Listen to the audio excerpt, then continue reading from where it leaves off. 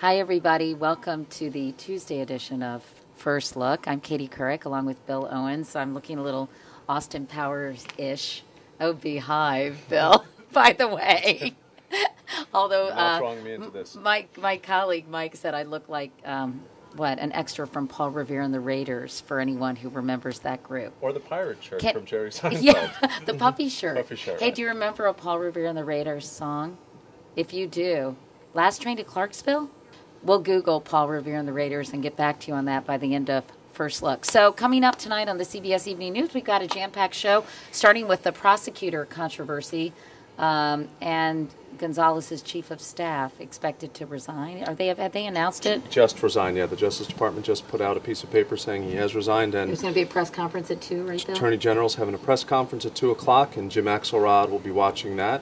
We have some value added to that story coming after the lead. We don't have to tell everything, right?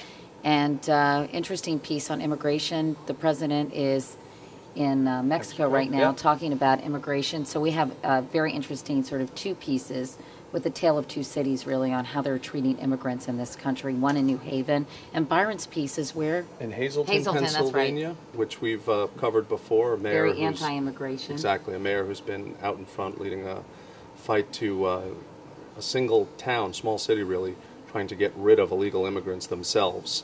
So we'll take a look at it, as Katie said, with a sort of tale of two cities. One town that's been quite welcoming and think that they're good neighbors and helpful to the economy, and another one that doesn't.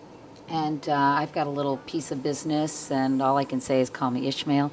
You'll have to watch too, but it's apparently incredible footage. And it's a whale of a tale, as they say. Richard Schlesinger has a nice end piece about student films up in Vermont that are trying to help families with the war. Is it families who have lost loved ones, Bill? It's not only families who have lost loved ones, but soldiers serving in Iraq. It's basically kids who go to a military academy who have taken up this film project in trying to give back something to families whose children are serving in the war, or husbands or daughters or whoever. And it's an interesting story because Vermont's a very liberal state. It's also the state per capita that has more people serving in Iraq than any other state in the nation. So it's an interesting perspective from young students helping to tell the story of the war through families' eyes, filmmakers. We're going to have an extended run of that film, which is apparently very emotional and well done, on our website, which will be a great use of, old media and new media. We're working on it, people. What's on the Vermont license plate? Do you know? Live Free or Die is New Hampshire. Right. Vermont, Granite State.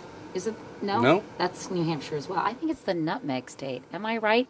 The Green Mountain State. Joe, here, Ding, come ding, on. ding, ding. This is one of our writers, Joe. And Joe, very impressive, very impressive. Really? All right, finally, Paul Revere and the Raiders sang Cherokee People. Remember? Did it all on a nation, and a reservation.